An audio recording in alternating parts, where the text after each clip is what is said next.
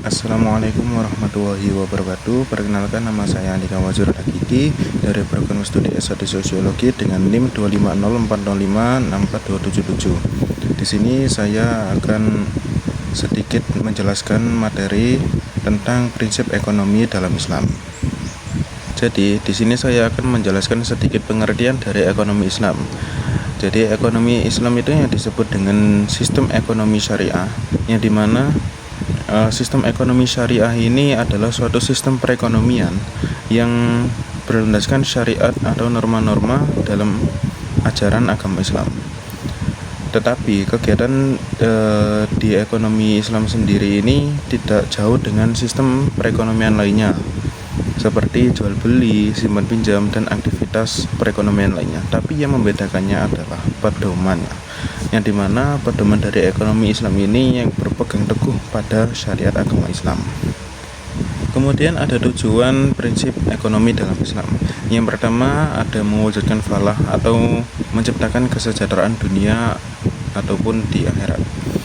Menurut Al-Ghazali dalam Ihya Ulum Al-Din, kesejahteraan manusia tercipta melalui penjagaan 5 tujuan dasar atau yang disebut dengan maqasid al-syariah, seperti agama, jiwa, akal, keturunan, dan harta. Konsep pola menempatkan kesejahteraan material dan spiritual sebagai satu kesatuan.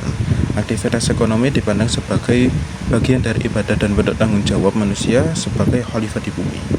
Kemudian tujuan yang kedua ada mewujudkan keadilan sosial dan distribusi kekayaan yang merata. Itu seperti instrumen seperti zakat, infak, dan wakaf menjadi mekanisme distribusi kekayaan. Larangan riba juga bertujuan untuk mencegah eksploitasi ekonomi. Kemudian yang ketiga ada menghindari eksploitasi seperti larangan riba, horor, dan masyir. Yang pertama ada riba. Riba adalah tambahan yang zolim dalam transaksi utang piutang, seperti ada si A lagi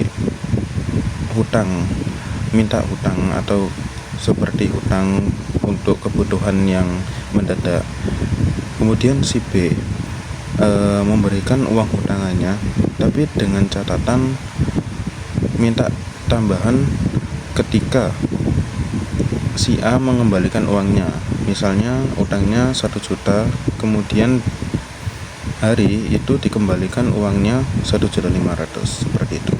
Kemudian ada horor, ketidakjelasan atau ketidakpastian berlebih, dan masyir itu perjudian atau spekulasi ekstrim.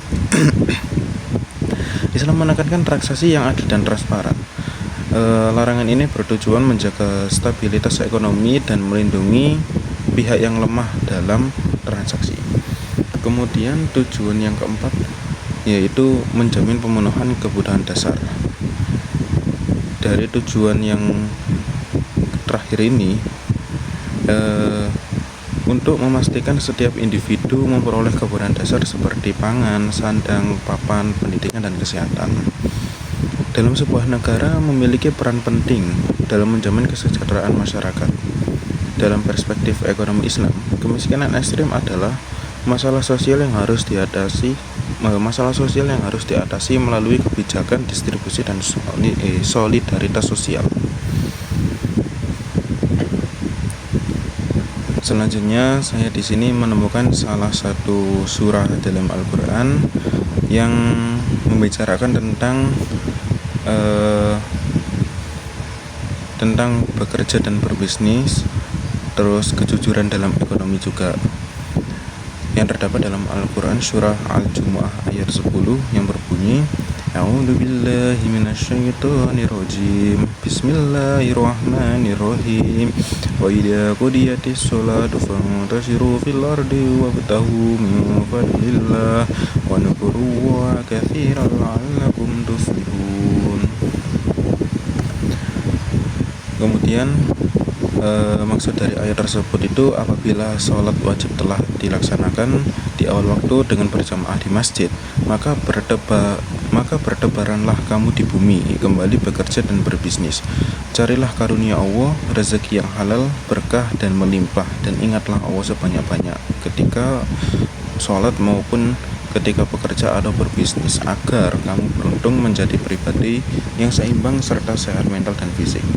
Kemudian saya juga menemukan salah satu hadis, yakni hadis falah tentang kesejahteraan dan keberkahan yang bersumber dari Tirmidzi yang berbunyi, pedagang yang jujur dan amanah akan bersama para nabi, orang-orang yang benar dan para syuhada.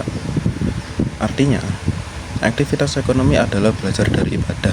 Kejujuran dalam berbisnis membawa keberkahan. Ekonomi dalam Islam berorientasi pada falah dan kesejahteraan dunia akhirat. Sekian penjelasan sedikit materi dari saya tentang prinsip ekonomi dalam Islam. Kurang lebihnya mohon maaf. Wassalamualaikum warahmatullahi wabarakatuh.